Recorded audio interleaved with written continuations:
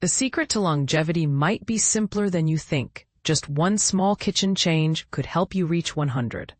A renowned longevity expert has uncovered a lifestyle shift that could redefine how we approach health and lifespan.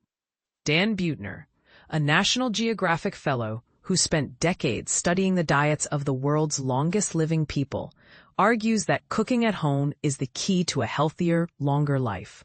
On the Live Well, Be Well podcast, he emphasized that while it may seem like a basic tip, dining out and relying on takeout often fuel chronic inflammation and health issues.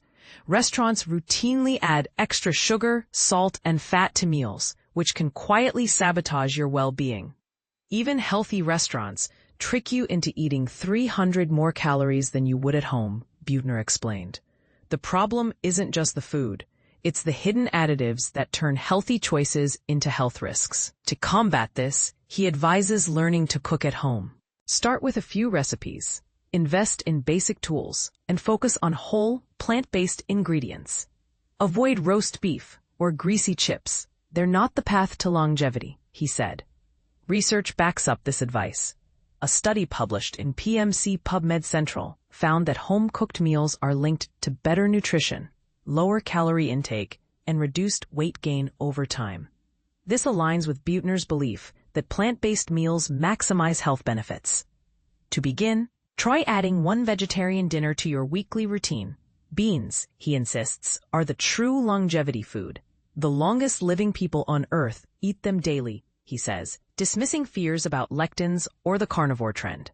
Forget the fear-mongering around lectins. Soaking and rinsing beans makes them safe and digestible, Buettner added. For beginners, he recommends starting with a teaspoon of beans a day, gradually increasing to a cup. Your gut will adapt, and you'll find them delicious. Simple swaps like adding chickpeas to salads or blending cannellini beans into soups can make this easier.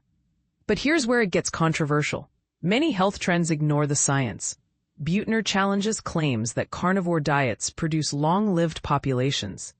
The Maasai and Inuit live only 63 years on high-meat diets, he pointed out. If you want to play pickleball in your 90s, beans are your best bet. This whole plant paradox nonsense has confused people for too long. Buettner's message is clear. The path to a long, vibrant life starts in your kitchen. What if the truth is more nuanced? Share your thoughts in the comments. What's your take on the role of plants in longevity?